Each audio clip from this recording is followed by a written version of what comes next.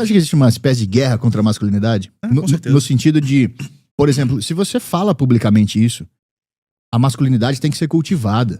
Você tem que chegar e ensinar propriamente o que é ser homem. De qualquer maneira que for. Deve ter várias maneiras de fazer isso, mas alguma maneira tem que usar pra fazer isso.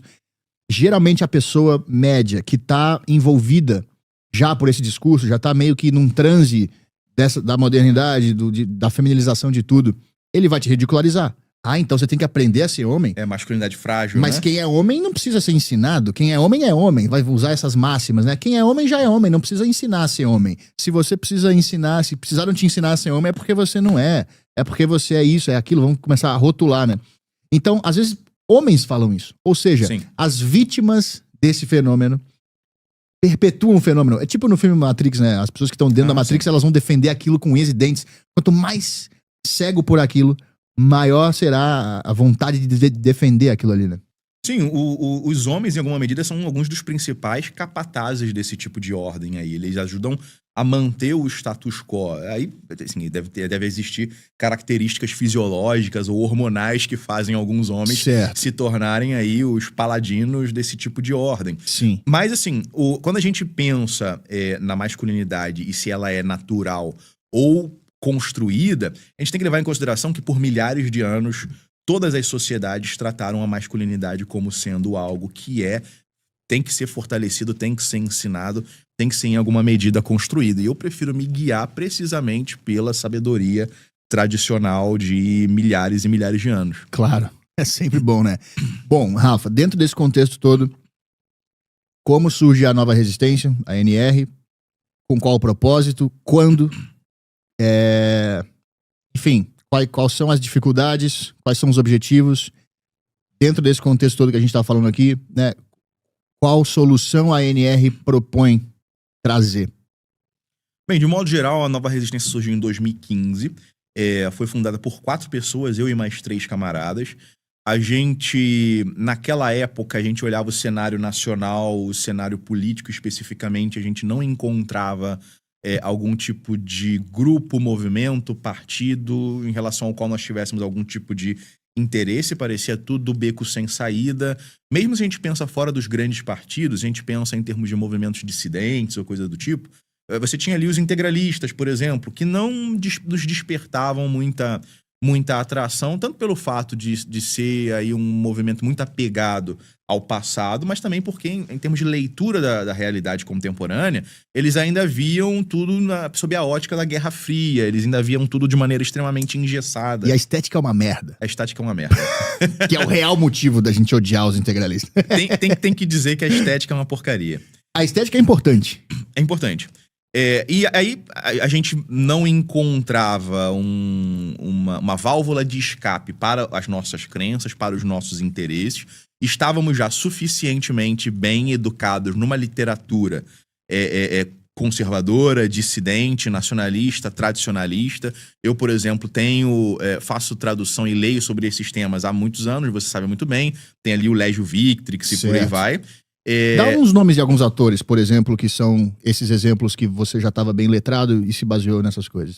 Alexander Dugin, Alain de Benoit, o Guilherme Fayet, o Júlio Zévola, o René Guénon, Cláudio Muti, Robert Stoikers e vários outros, o Diego Fusaro, por exemplo, e entre mortos, né, o Carl Schmitt, o Ernest Junger, Georges Sorel e por aí vai. Tá. Isso é tudo mais moderno.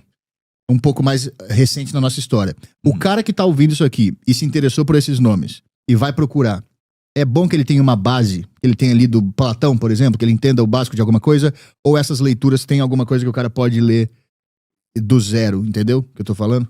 Até é interessante isso pelo fato de que esses autores geralmente são autores meio underground, né? Então eu acho que não seria interessante o primeiro contato que o cara tiver com literatura política ser ali com um Carl Schmitt ou com algum desses autores, né? O primeiro livro que o cara lê na vida vai ser Guénon, o cara vai enlouquecer.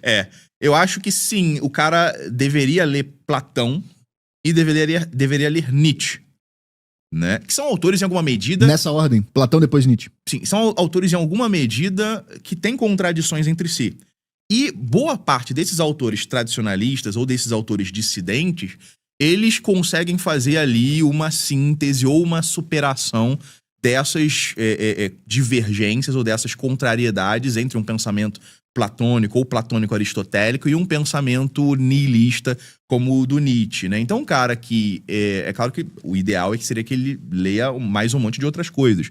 Mas um cara que é muito jovem, por exemplo, e não tem realmente ali uma bagagem, e o cara quer chegar num conteúdo dissidente. O cara não gosta do comunismo, ele acha uma porcaria, ele olha pros ANCAPs e liberais e, pô, esse pessoal é meio mela cueca. Isso. O cara tá procurando algum tipo de alternativa. Pô, ele olha, por exemplo, pros web comunistas ali, tudo com cara de fuinha, com um físico meio estranho, umas ideias meio tortas, dizendo que você tem que aceitar ser roubado, levar tiro e por aí vai, porque o ladrão é uma vítima. Ele olha pros ANCAPs ali e vê um pessoal... Você sabe por que eu fiquei feliz quando eu fui assaltado? Eu não vou falar quem eu tô imitando aqui pra não dar problema. Porque ele falou que eu ia comer arroz e feijão. E eu fiquei feliz que ele roubou meu celular. Foda, né? Ele olha pros ANCAPs e vê lá um pessoal meio obeso, gordo, meio com um físico meio estranho e por aí vai. Ideias tortas que parecem obviamente erradas, que muitas vezes tendem à defesa de coisas que não são boas para as crianças especificamente, se é que você me entende. E o cara não quer ir nem para um lado, o cara não quer ir para o outro, né? Ele é jovem, não tem ainda suficiente conhecimento de política, de filosofia e por aí vai. Então, assim, o cara pega o Platão, bota embaixo do braço, né? Uma república, por exemplo, ou as leis de Platão, e o cara lê aí sintope de Nietzsche para desenvolver exatamente... o que o Nietzsche tem mais de interessante é a maneira como ele consegue insuflar ali um espírito questionador e, inclusive, também guerreiro e aristocrático naquele que lê aquele conteúdo. Coisa da grandeza. A coisa da poder. grandeza. Tá, aqui é uma questão importante. Você acha que essa sede por grandeza, sede por poder, ela é inata ou ela é aprendida? Ou, ao ler essas obras, você somente desperta isso que já tá em todo ser humano, em todo homem? Olha, eu diria que é inato nos homens de qualidade, né? Eu acho que os homens não são todos iguais. Eu não acredito na igualdade. Já não nascem iguais. Já não nascem iguais. Então, infelizmente... Tem um negócio das castas lá, né? Indianas, dos kshatriyas, dos... Sim. Você acha que isso se aplica? Tem gente que nasceu pra ser o comerciante, no sentido, assim, do reino das quantidades, né? Vai se importar com o meu dinheirinho ali, a minha casinha, né? As coisinhas ali. Tem gente que nasceu pra isso e ponto final.